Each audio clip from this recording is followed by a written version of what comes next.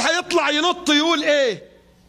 يا اخي ازاي اذا كان ربنا عين علي لماذا سكت علي؟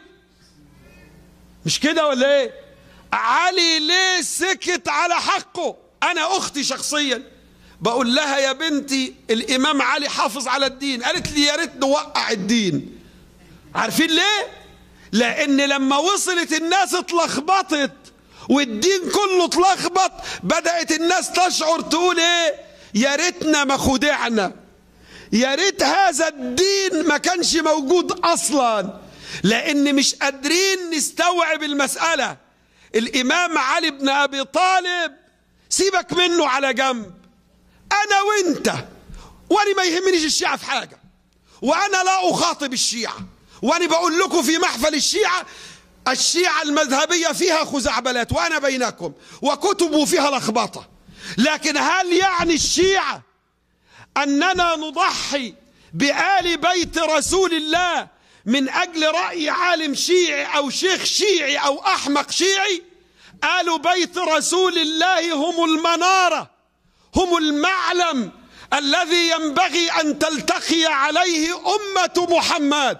ايها الناس، ان لكم معالم فانتهوا الى معالمكم، وان لكم نهاية فانتهوا الى نهايتكم. ان هذا المعلم الرئيسي معلم آل محمد ينبغي ان تلتقي عليه امة محمد، بل ان واحدة فقط من امة محمد كافية لان تلتقي عليها امة محمد، هي فاطمة بنت محمد صلى الله عليه وآله وسلم. انني ادعو كل مؤمن وادعو كل مسلم ان يقف موقف فاطمة، لا اقول موقف اي شخص. انني ادعو لكل انسان يريد الحق، يريد الله، يريد جنة الرضوان، ان يقف مع بنت رسول الله، رسول الله ابنته التي ماتت غاضبة على ابي بكر وعمر، كما روى البخاري ومسلم. انني افخر ان اكون صافا مع سيدة نساء العالمين، وانا افخر ان اصف مع سيدة نساء اهل الجنة. وحين تغضب على ابي بكر وعمر فانا اول الغاضبين، ولست متحرجا ان اعلن في بيت الله الحرام وفي مسجد رسول الله انني غاضب كما غضبت ابنة رسول الله سيدة نساء العالمين التي رفضت ان تبايع ابا بكر، وحاولت ان تذكره بحقها وحق امامها علي بن ابي طالب، وقالت له ابتداء ان رسول الله انحلني فدك، اعطاني اياها قبل وفاته، فرفض ابو بكر. وعندما ترى كيف تعامل ابو بكر مع جابر بن عبد الله في صحيح مسلم، جابر يأتي لأبي بكر بعد أن تبوأ الخلافة وجاء مال من البحرين، فإذا كما روى البخاري ومسلم يقول جابر لأبي بكر إن رسول الله وعدني إذا جاء مال من البحرين أن يحصي لي المال 3 مرات، هذه. فقال أبو بكر مذعنا لكلام جابر دون شاهد يشهد لجابر، فقال له خذ ما وعدك رسول الله، احس 3 حسوات وخذ المال. فلماذا لم يفعل ذلك أبو بكر مع سيدة نساء العالمين بنت رسول الله حين قالت له إن رسول الله أنحلني فدك وأعطاني إياها قبل وفاته، وشهد لها علي وشهد لها الحسن والحسين. لماذا لم يستجب أبو بكر؟ انظروا يا عباد الله، أهذا الرجل هو الذي يتبوأ عرش رسول الله وخلافة رسول الله، وهو يتنكر لابنته سيدة نساء العالمين حتى أنها تغضب عليه وتقسم ألا تكلمه حتى تموت مكمودة غاضبة عليه، وتأمر عليا ألا يؤذن لأبي بكر أو لعمر ليعرفا قبرها أو ليصليا عليها. أنا أدعوكم أن تكونوا معها. لذلك نحن لا نتحرج أن نقول نحن غاضبون مع سيدة نساء العالمين، نحن غاضبون على أبي بكر وعمر، ونحن نعبد الله بالغضب عليهما كما غضبت سيدة نساء العالمين بنت رسول الله صلى الله عليه وآله وسلم. أترى أن فاطمة عليها سلام الله ورضوانه ماتت ميتة جاهلية، ورسول الله يقول من مات وليس في عنقه بيعة مات ميتة جاهلية، من مات ولم يعرف إمام زمانه مات ميتة جاهلية. هل سيدة نساء العالمين يا عباد الله ماتت ميتة جاهلية؟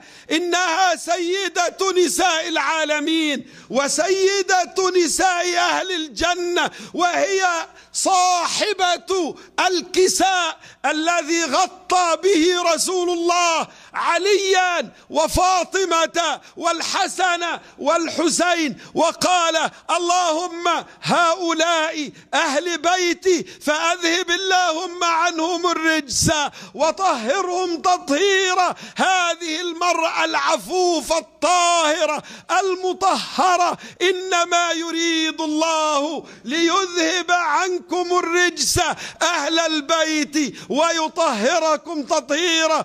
تذهب لأبي بكر ويرفض، ثم تقول له يا أبا بكر أترثك ابنتك ولا أرث أبي؟ لماذا هذا التنكر لفاطمة بنت رسول الله؟ وعلي ماذا بيده أن يفعل؟ ولم يجد معينا ولم يجد ناصرا، ورسول الله أبلغه أنه سوف يغدر به من بعده، وأن هناك ضغائن في صدور أقوام لا يبدونها لك إلا من بعدي، فإذا لم تجد معينا فلا تتحرك حتى يثبت هذا الدين ويكمل، حتى يكون في ديترويت هنا طارق يوسف يعلن حب علي وفاطمة والحسن والحسين، وإلا ضاع الدين كله. وما أصدق رسول الله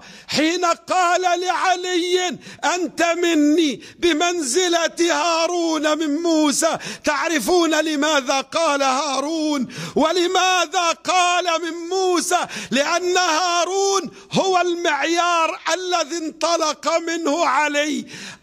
هارون قال لموسى عليه السلام خشيت أن تقول فرقت بين بني إسرائيل ولم ترقب قولي. هارون الذي قال ابن إن القوم استضعفوني وكادوا يقتلونني فلا تشمت بي الأعداء. هو علي بن أبي طالب الذي حافظ على كيان أمة محمد قائمة حتى اليوم، حتى بصمته، حتى وبقى بصبره، والله توعد وأعلن أن اقتتالا سيحدث بين المسلمين. تلك الرسل فضلنا بعضهم على بعض، منهم من كلم الله ورفع بعضهم درجات، وآتينا عيسى بن مريم البينات وأيدناه بروح القدس، ولو شاء الله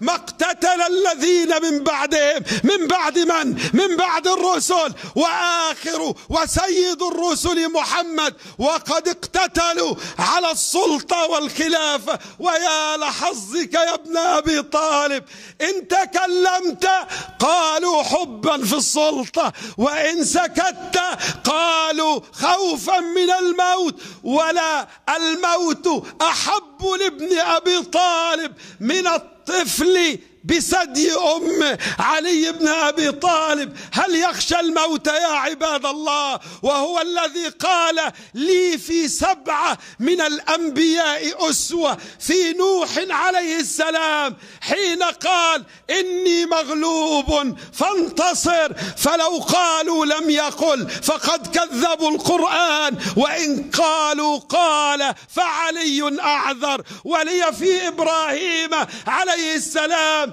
حين قال وأعتزلكم وما تدعون من دون الله، فلو قالوا لم يعتزلهم بغير مكروه فقد كذبوا القرآن، وإن قالوا قال فعلي أعذر. وفي يوسف وفي لوط عليه السلام حين قال لو أن لي بكم قوة أو آوي إلى ركن شديد، فلو قالوا لم يقل لوط فقد كذبوا القرآن، وإن قالوا قال فعلي أعذر. وفي يوسف عليه السلام حين قال رب السجن أحب إلي مما يدعونني إليه، فلو قالوا إن يوسف لم يقل من أجل مكروه فقد كذبوا القرآن، وإن قالوا قال فعلي أعذر. ولي في موسى عليه السلام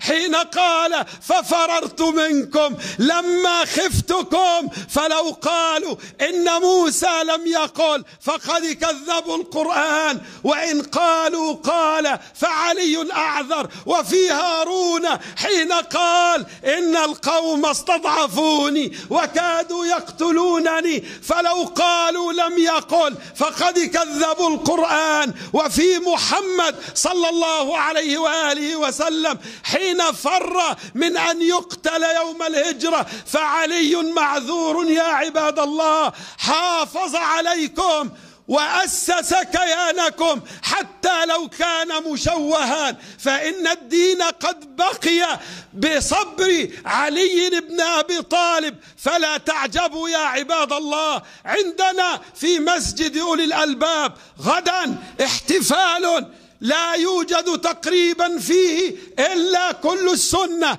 سنة بني أمية، كلهم يحضرون غدا عندي في مسجد أولي الألباب ليحتفلوا وهم صائمون غدا الاثنين. الأسر السنية كلها جاءت لتحتفل صائمة بعلي بن أبي طالب لنري الشيعة نحن السنة لو أردنا وبين لنا الحق وتبين لنا الحق فسنكون أعبد الناس لله بطريق آل محمد، وفي ذلك فليتنافس المتنافسون. أنتم